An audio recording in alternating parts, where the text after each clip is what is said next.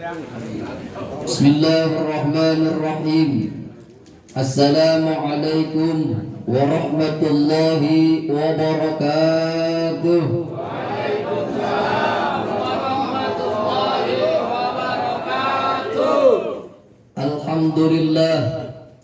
Alhamdulillahilladzi arsala rasulahu bil huda wa dinil haqq liyudhhirahu 'ala dini kullih wa kafa billahi shahida. Ashhadu an la ilaha illallah wahdahu la syarika lah wa ashhadu anna sayyidana wa nabiyyana Muhammadan abduhu wa rasuluh la nabiyya ba'dah. Allahumma fasalli wa sallim ala hadzal nabiyil karim wa khataman nabiyyin sayyidina wa habibina wa syafi'ina wa qurrati a'yunina wa maulana Muhammadin wa ala alihi wa ashabihi salatan wa salaman daimaini mutalazimaini ila yaumiddin. Amma ba'du, faqad qala Allah ta'ala fi kitabihil karim wa huwa asdaqul qailin. A'udzu billahi minasy syaithanir rajim. Bismillahirrahmanirrahim. Kullu nafsin dha'iqatul maut ila akhiril ayah. Wa qala aidan fi ayatil ukhra alladzi khalaqal mauta wal hayata liyabluwakum ayyukum ahsanu amala wa huwal azizul ghafur. Wa qala aidan fi ayatil ukhra ya ayyuhalladzina amanu taqullaha wal tanzur nafsum ma qaddamat lighad wattaqullaha innallaha khabirum bima ta'malun. Wa qala an-nabiy sallallahu alaihi wasallam man dakhala al-qabra bila zadin faka'annama raqiba al-bahra bila safinah. Sadaqallahul azim wa sadaqa rasuluhun nabiy wa habibul karim wa nahnu ala dhalika minasy syahidin wa syakirin walhamdulillahi rabbil alamin. Pertama-tama yang kami hormati dan paling terhormat Bapak Dewan kita, Bapak Dewan Rahmat. Alhamdulillah pada malam hari keempat ini takziah ke malam keempat beliau sempatkan waktu untuk hadir kediaman sahibul musibah. Mudah-mudahan beliau senantiasa panjang umur, sehat walafiat dan tetap amanah dalam kepemimpinannya, dan mudah-mudahan apa yang diniatkan dihajatkan untuk kebaikan masyarakatnya senantiasa dikabul Allah Subhanahu wa taala.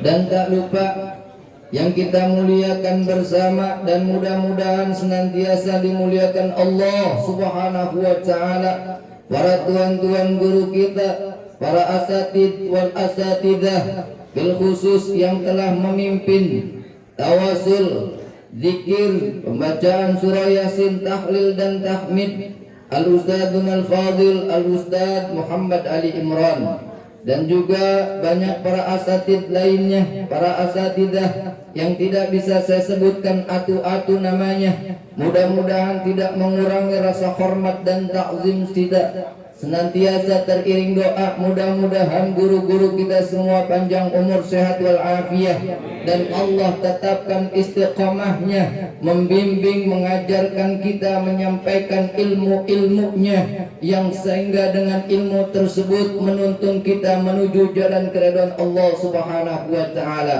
Sebab perlu kita ketahui Bapak Ibu, bahwasanya semua amaliyah ibadah kita kalau tanpa didasari dengan ilmunya maka akan tertolak dan tidak diterima oleh Allah Subhanahu wa taala, sebagaimana dikabarkan oleh Ibnu Ruslan dalam kitab Zubadnya, man amila amalan bighairi ilmin mardudatun la tuqbal. Barang siapa orang yang beramal ibadah apapun bentuknya tanpa didasari dengan ilmunya maka tidak akan diterima dan akan dikembalikan kepada yang membuatnya. Makanya kita doain guru-guru kita biar panjang umur, sehat walafiat, istiqamah.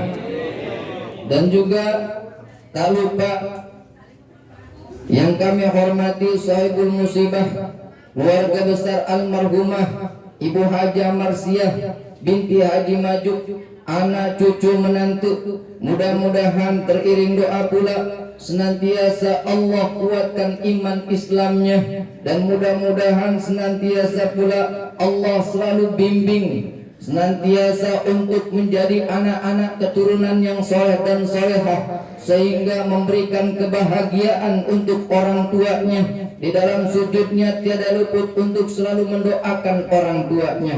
Mudah-mudahan senantiasa niat, harapan, doa-doanya dikabul Allah Subhanahu wa taala, terkhusus untuk almarhumah. Mudah-mudahan Allah ampunkan segala dosa dan kesalahannya. Allah terima amal ibadahnya, Allah lapangkan kuburnya, Allah jadikan kuburnya raudhah min riyadil jannah, dan tentunya kita berharap dan mendoakan mudah-mudahan diperjumpakan dengan baginda Nabi besar Muhammad sallallahu alaihi wasallam.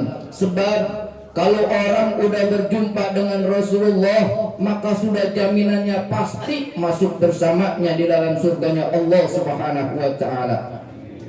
Dan tak lupa juga yang kami hormati dan kami banggakan aparatur pemerintah. Banyak absennya nih, emang sengaja biar ceramahnya jangan panjang-panjang.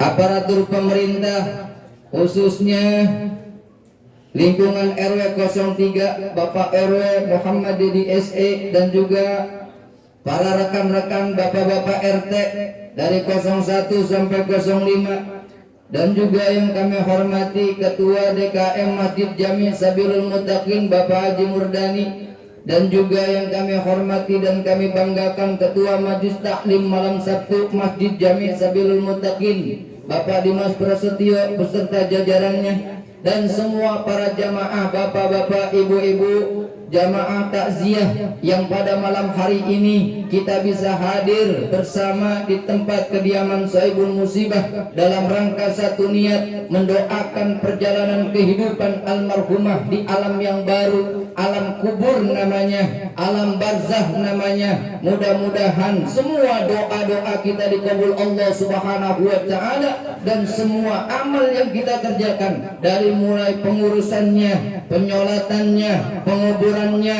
tahlil tahmidnya, sampai malam yang ke-7, 15 dan seterusnya, mudah-mudahan dicatat sebagai amaliyah ibadah kepada Allah Subhanahu wa taala, dan tentunya Allah jadikan sebab buat kita senantiasa kelak kita kembali kepadanya dalam keadaan husnul khatimah, dan juga banyak yang doain kita. Amin ya rabbal.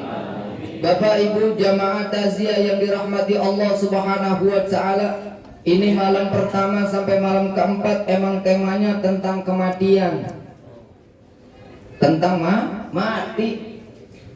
Siapapun manusianya, siapapun makhluknya tidak akan lepas menghindari yang namanya kematian. Kita nih doain orang yang telah meninggal dunia secara zahir, almarhum wal marhumah, khususnya yang kita doain orang-orang tua kita. Dan pada malam hari ini Ibu Haja Marsiah binti Haji Majuk yang sudah berpindah alam, yang pada hakikatnya secara zahir beliau meninggal dunia, mati bahasa Islamnya. Pada hakikatnya beliau cuma berpindah alam, kehidupan yang baru, yang di dalam kehidupan itu begitu lamanya, lebih panjang umurnya ketimbang umur di alam dunia. Di alam dunia mungkin kita sampai 63 tahun, 70 tahun, 80 tahun, bahkan 100 tahun. Tapi ketika pindah ke alam barzakh, maka umur kita mungkin lebih panjang lagi. Kenapa begitu? Karena pada hakikatnya kita hidup kembali di alam barzakh, menanti penantian yang begitu panjang. Di antaranya adalah menunggu hari kebangkitan, menunggu hari kiamat. Lama, seandainya kiamat masih 1000 tahun, berarti umur kita di alam barzakh 1000 tahun. Kalau di dunia kita mungkin enak, masih bisa melaksanakan amalia ibadah, tapi umurnya pendek. Makanya sampai ditegaskan dalam hadis Rasulullah Muhammad SAW, Igtanim khamsan qabla khamsin, manfaatkan 5 sebelum datang yang 5. Di antara salah satunya hayataka qabla mautika, manfaatkan waktu hidupmu sebelum datang kematianmu. Sebab kalau sudah mati udah kagak bisa ngapa-ngapain lagi. Mau sholat udah kagak bisa, mau sedekah udah kagak bisa, mau baca Quran udah kagak bisa. Tinggal nunggu apa yang diberikan oleh anak, pemilik, kerabat semuanya. Oleh karenanya kita nih yang masih hidup menjadi nasihat buat kita. Di malam ini kita harus ambil pelajaran nasihat buat kita. Karena nggak tahu kapan kita akan menyusul almarhumah. Mungkin pulang dari sini, mungkin nanti pagi, mungkin besok hari, mungkin minggu depan, mungkin bulan depan atau tahun depan. Kita nggak ada yang tahu. Walaupun sudah dikabarkan oleh Nabi, itu malaikat Israel setiap hari 70 kali memandang wajah kita. Bahkan pernah dikabarkan ada seorang yang mati suri selama 40 hari yang sudah dikubur di alam kubur, bangun lagi. Ternyata di sana di alam kubur pun diabsen Bapak Ibu. Fulan bin Fulan. Ini orang ternyata sudah 40 hari belum dipanggil-panggil namanya. Lalu dia nanya sama malaikat, "Ya malaikat, kenapa nama saya belum disebut-sebut?" "Siapa namamu?" "Fulan bin Fulan." "Oh, namamu nggak ada. Berarti kau belum saatnya meninggal dunia. Kembali kau ke alam dunia." Bingung dia, udah di alam kubur mau balik ke dunia, bingung mau lewat mana. Sedangkan dia saksikan di alam kubur itu, mungkin kalau secara zahir mata kita ukurannya 2 kali 1 meter, kecil itu ruangan. Tapi ternyata di situ dia banyak menyaksikan berbagai macam siksaan orang-orang yang di alam kubur. Sehingga ketika Allah kembalikan dunia, beliau mengabarkan, "Hei anak-anakku, hai orang-orang yang masih hidup di dunia, aku di alam kubur, aku melihat ada orang yang disiksa seperti ini, ada orang yang disiksa seperti ini. Mereka menjerit sekesakitan." Maka ketika itu dia nih bingung mau balik. Akhirnya kata malaikat, "Ya sudah, Fulan, kau lewat tangga situ, naik kau tangga itu." Dia samperin itu tangga, bukan bayangan tangga kayak di rumah tingkat kita enak pakai keramik. Ternyata tangganya terbuat dari pedang yang dipasang seperti tangga. Itu seandainya besi yang jatuh mengenai pedang itu maka putus. Bagaimana kaki manusia? Tapi kata malaikat, "Udah jangan takut, lewat aja. Nanti akan ada pintu di bawah tulisanmu, kau buka pintu itu, maka kau akan keluar." Dia naik tuh, aman ternyata. Dia buka pintu, udah ada di dunia lagi. Pas pulang, orang lagi tahlilan. Yang namanya orang pulang dari kuburan, masih pakai kain kapan, yang lagi tahlil ya kabur semua. Ngeliat pocong. Coba kalau lagi begini datang, kabur, semua kabur, jamaah tuh. Tapi ada keluarganya memberanikan diri, dia pegang ternyata benar masih menjadi manusia. Dibawa ke dalam, ustadznya yang tadi kabur balik lagi dipanggil buat mastiin ternyata betul Bapak Ibu masih hidup. Kenapa Allah sampai seperti itu membuktikan kekuasaannya untuk mengkabarkan kepada manusia yang masih hidup, manusia hamba-hambaku yang masih hidup, tuh aku kasih kau ilham melalui hambaku yang sudah dipendam di alam kubur, kemudian aku berikan dia kesempatan hidup di dunia untuk menyampaikan kabar yang ada di alam kubur. Makanya kata Nabi, man dakhalal qabra bila zadin fa ka'annama raqibal bahra bila safinah. Barang siapa orang yang masuk ke alam kubur dengan tanpa membawa bekal, seperti dia berlayar di tengah lautan tanpa menggunakan perahu. Ya Allah, makanya kita dikabarin tuh.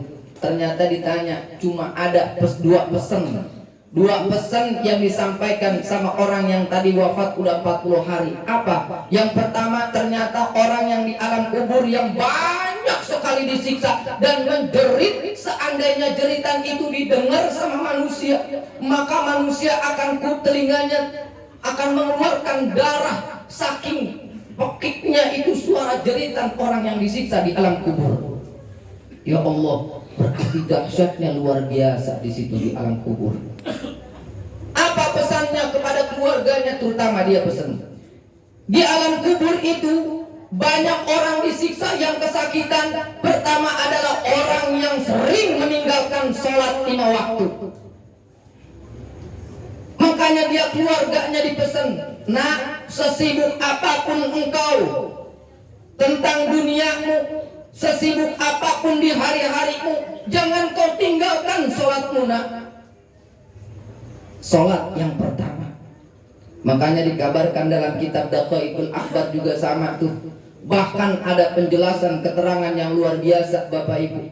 Makanya kenapa di situ ditekankan ibadah sholat.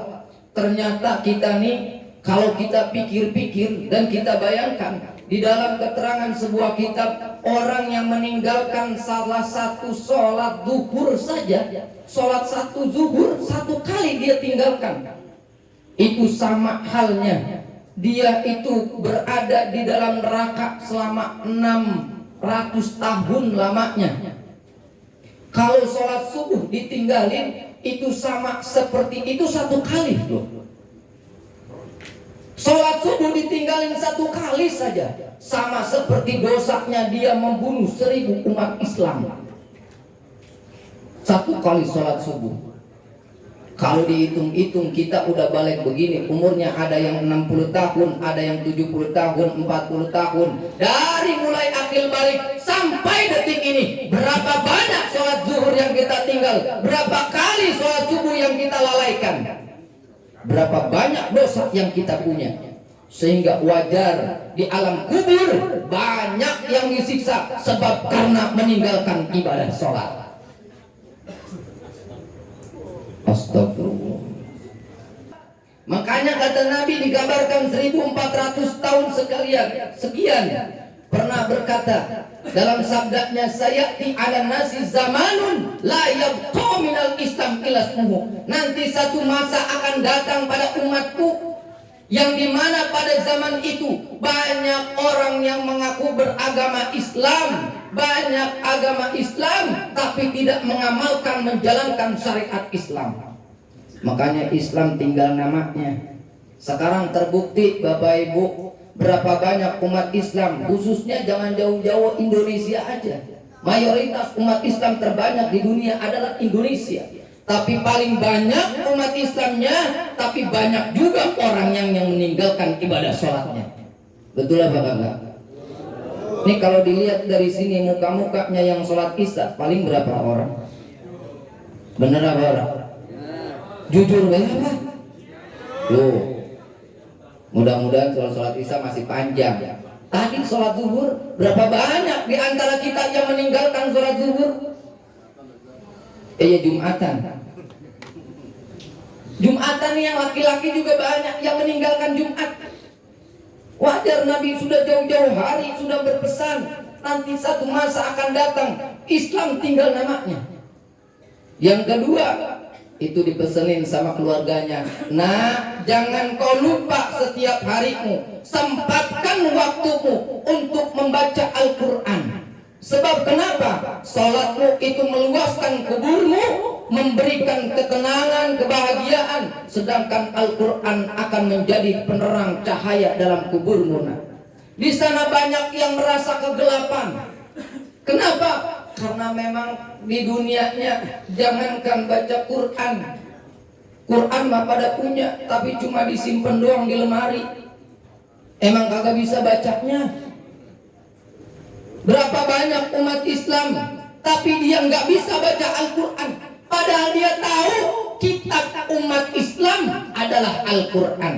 Makanya orang banyak yang begini bilang pengen hidup bahagia, tapi dia jauh dengan Al-Quran.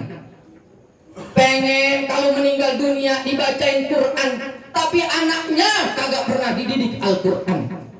Pengen nanti dia kalau meninggal dunia banyak yang ngirimin pahala dengan bacaan Al-Quran dari anak-anaknya, tapi mementingkan pelajaran umum, ilmu-ilmu umum. Giliran ngaji, Masya Allah, pelitnya naudzubillah min dzalik. Kenapa begitu?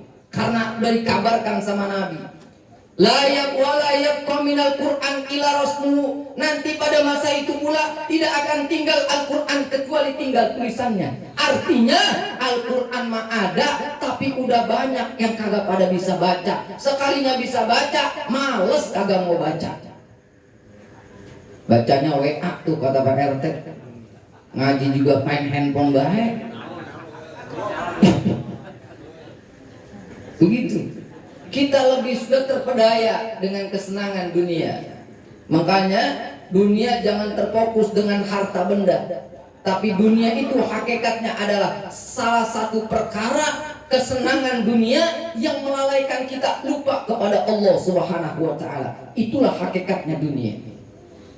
Jamaah takziah yang dirahmati Allah Subhanahu wa taala. Oleh karenanya dalam sebuah Al-Qur'an Allah Subhanahu wa taala berfirman, kita pengen hidup bahagia, pengen hidup bahagia, nggak pengen dapat murkanya Allah di dunia, nggak pengen susah, pengennya dapat nikmatnya banyak terus dari Allah Subhanahu wa taala.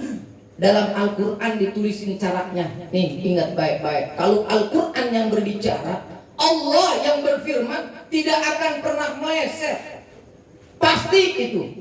Apa kata dalam Al-Quran? Allah berfirman, wa ma kana Allahu liyu'adzibahum wa anta fihim.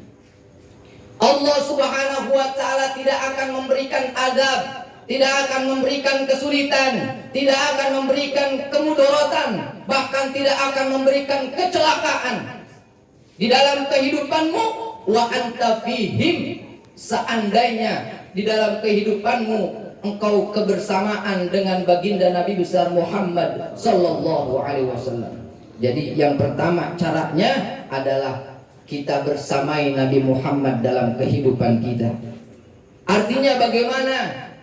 Bu, Bapak, kita udah tahu, kita nih saya sudah sering nyampein, kita juga pengen masuk surga, tapi jangan harap bisa masuk surga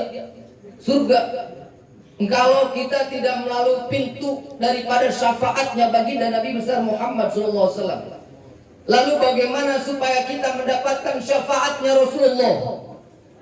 Maka kita ikuti, jalankan sunnah-sunnahnya, ajaran-ajarannya kita jalankan. Karena dalam kitab, bahkan dalam kitab Durusul Fiqh juz pertama dikatakan, ma huwal Islam.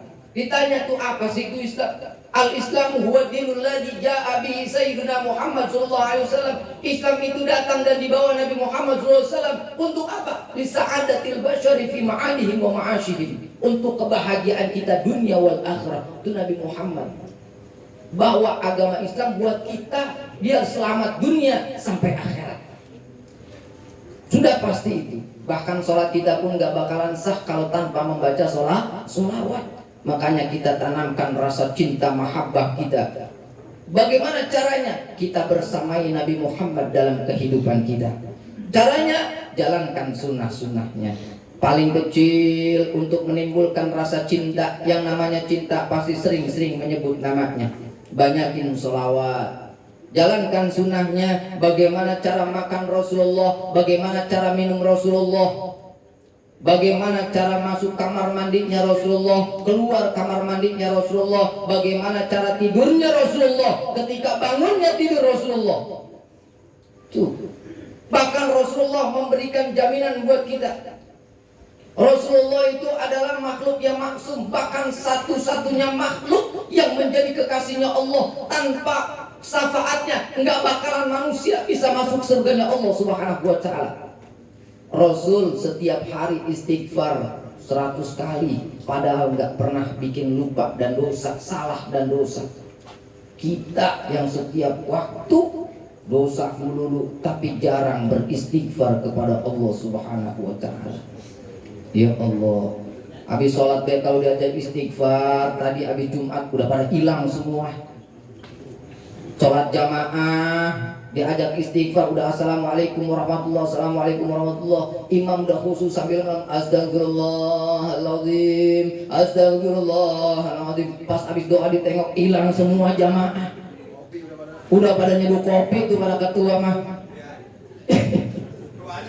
Kayaknya pengalaman ini. Dia ngajakin. Yang mudah-mudahan panjang umur, sehat walafiat.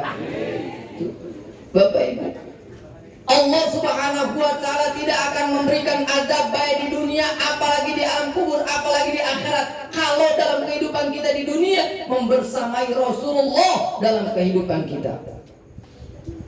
Jadi yang pertama bersamai Rasulullah. Dalam Al-Qur'an jelasin begitu. Yang kedua, wa ma kana Allahu liyu'adzibahum mu'adzibahum wa hum la yastaghfirun wa hum yastaghfirun. Allah Subhanahu wa taala tidak akan memberikan kesusahan, kesulitan, bahkan di alam kubur tidak akan memberikan azab kalau kita setiap waktu, setiap hari kita banyak istighfar kepada Allah Subhanahu wa taala. Di dalam kitab Tangkilul jelaskan, kullu da'in dawa'un, setiap penyakit itu ada obatnya. Apapun penyakitnya pasti ada obatnya. Wa dawa'ud dzunub fa aktsarul istighfar, dan obatnya dosa untuk menghapus adalah dengan memperbanyak kalimat istighfar kepada Allah Subhanahu wa taala. Jamaah takziah yang dirahmati Allah Subhanahu wa taala. Jadi yuk, nih sebagai nasihat buat kita, ketika kita datang di tempat-tempat seperti ini, tempat di dalamnya kita nih sedang takziah, mendoakan, mengiringi kepergian orang-orang yang kita cintai, orang-orang yang kita sayangi, yang sudah kembali kepada Allah Subhanahu wa taala, maka kita jadi nasihat buat kita, suatu hari, suatu waktu kita akan seperti beliau. Maka kita persiapkan, manfaatkan kehidupan ini, kesempatan ini, pertama dengan memperbanyak amal-amal soleh. Sebab kenapa? Sebab kalau orang udah meninggal dunia, kemarin tuh dijelasin sama guru kita juga disampaikan oleh Kiai Syahruddin Arsyad, bahwasanya orang kalau udah meninggal dunia semua amal udah terputus, udah. Idza mata banu adama in qata'a illa bi thalathati asya'a, kecuali 3 perkara: shadaqatun jariyah, ilmu yantafa'u bih, waladun shalih yad'u lah. Kita kalau udah meninggal dunia udah nggak bisa tuh. Cuma ada pahala-pahala yang nggak terputus, yang terus nyambung terus. Makanya sering saya sampaikan juga, misalkan ini mah misalkan orang tua kita meninggal dunia. Orang tua kita meninggal dunia. Dia nggak pesan yang namanya tuh akikah, korban, nggak usah, apalagi korban, nggak nyampe, kagaknya nyampe. Lalu apa yang nyampe itu? Udah, nih duitnya buat beli kambing, serahin ke masjid, sedekahkan, itu yang lebih afdol. Karena shadaqatun jariyah. Tapi kalau kurban itu hanya untuk orang-orang yang hidup. Orang meninggal dunia mah udah kagak ada. Karena yang makan daging kurban adalah yang hidup. Yang udah meninggal mah udah kagak bisa makan daging. Jadi lebih baik masukin sedekah tuh segede-gedenya tuh buat pesantren, buat masjid, buat jalanan umum, niatin buat orang tua. Kemudian yang terakhir tuh investasi kita tuh waladun soleh. Makanya yuk bapak-bapak, ini nasihat kita juga, mungkin kita mau udah tua, paling bisa ngaji juga datang ngaji doang, ngaji nguping, pulang dari tempat ngajian banyak lupanya. Tadi apa Pak? Dapat ilmu apa? Gua ngantuk banget tadi, senderan baik. Gue juga bingung tadi apa tuh Ustaz ngomong. Tuh begitu. Nah, kita punya investasi siapa? Anak-anak kita. Kalau kagak ngaji, omelin, suruh ngaji. Jangan gila nongkrong apa jam 11:30 noh. Di belakang rumah Mas Darmin pada nongkrong, pada diemin baik orang tua. Orang ngaji. Pada nongkrong, Masya Allah. Kemarin saya ngisi ajar di pengajian ibu-ibu, itu anak berisik-berisik bener. Gila suruh ngaji malah kagak mau ngaji. Masya Allah, ya Allah. Ada mudinya kali.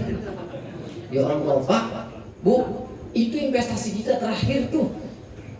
Jangan ngandelin orang lain. Yang paling penting adalah anak-anak kita nanti yang bacain. Walaupun dia ngaji bacain Iqra, kalau kita meninggal dunia bacain Iqra, Masya Allah udah nyampe itu. Berikan kebahagiaan buat kita. Tapi walaupun nyuruh orang 30 juz, tapi kalau nggak ikhlas misalkan, maaf, ini maaf. Ini banyak kejadian yang cerita sama saya. 7 hari misalkan, makasih ya, ini ucapan terima kasih, ulang dibuka. Dia cuma ucap, ya. Udah itu palanya kagak nyampe. Padahal dibacain 30 juz. Kenapa? Dengan ucapan itu yang dikasih hadiah. Ya, cuma iya doang. Itu menandakan kagak ikhlas namanya. Makanya hati-hati tuh, investasi kita terakhir. Rawat anak-anak kita, didik mereka ilmu agama, ajarin Quran, biar bisa baca Quran. Begitu.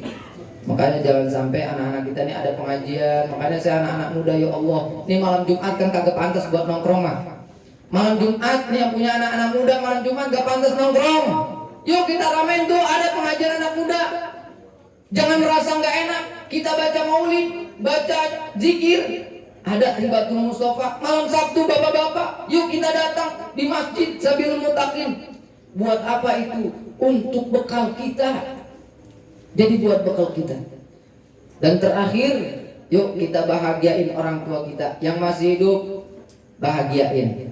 Yang sudah meninggal, apalagi. Dengan cara apa kita bahagiainnya? Kata Nabi, ada sahabat bertanya, ya Rasulullah, saya waktu hidup orang tua saya nggak pernah saya kasih bahagia. Asal gajian saya buat jalan-jalan sama istri keluarga, saya nggak pernah bahagiain orang tua. Nggak pernah, jarang banget ngasih orang tua. Sekarang udah meninggal dunia ya Rasulullah, bagaimana saya supaya bisa tercatat diri saya sebagai anak yang berbakti dan bisa memberikan kebahagiaan kepada orang tua saya yang di alam kubur? Apa jawab Nabi? As-salatu alaihima, maka doakan keduanya. Kau udah termasuk sebagai anak yang berbakti kepada kedua orang tua. Mudah-mudahan ini kita selain mendoakan, kita juga punya orang tua. Di sini kita juga doain orang tua. Mudah-mudahan semuanya kita tercatat sebagai anak-anak yang soleh dan soleha, anak yang berbakti kepada orang tua kita. Makanya dalam sebuah hadis, ini pasti kita pengen punya kemudahan. Dalam hadis disampaikan, idza tarakal abdu du'a, hati-hati nih. Ini ancaman bagi dari Nabi Muhammad SAW. Idza tarakal abdu du'a, barang siapa orang dari umatku meninggalkan doa liwalidayhi, untuk kedua orang tuanya, fa innahu yanqati'u anhu rizki, maka Allah Subhanahu wa taala akan memutus pintu-pintu rizki dari dirinya. Jadi kalau kita nggak doain orang tua, Allah tuh akan memutus pintu-pintu rizki kita. Makanya udah wajar orang yang sukses udah pasti dia patuh berbakti orang tua, nggak lupa doain orang tua. Mudah-mudahan kita tercatat sebagai anak-anak yang soleh, yang selalu mendoain orang tua kita kapanpun, apalagi setelah selesai ibadah sholat 5 waktu. Amin ya rabbal alamin. Itu saja mungkin yang akan saya sampaikan. Yang sudah saya sampaikan mudah-mudahan manfaat, khususnya buat nasihat saya pribadi, dan mudah-mudahan ada manfaatnya buat jamaah semuanya, untuk menjadikan diri kita semakin hari memanfaatkan waktu kesempatan yang Allah berikan untuk menjadi hamba-hamba yang baik di hadapan Allah Subhanahu wa taala, dengan memperbanyak amal-amal soleh dalam kehidupan kita sehari-hari sebelum ajal menjemput kita. Amin ya rabbal alamin. Billahi taufiq wal hidayah. Assalamualaikum warahmatullahi wabarakatuh. Waalaikumsalam warahmatullahi wabarakatuh.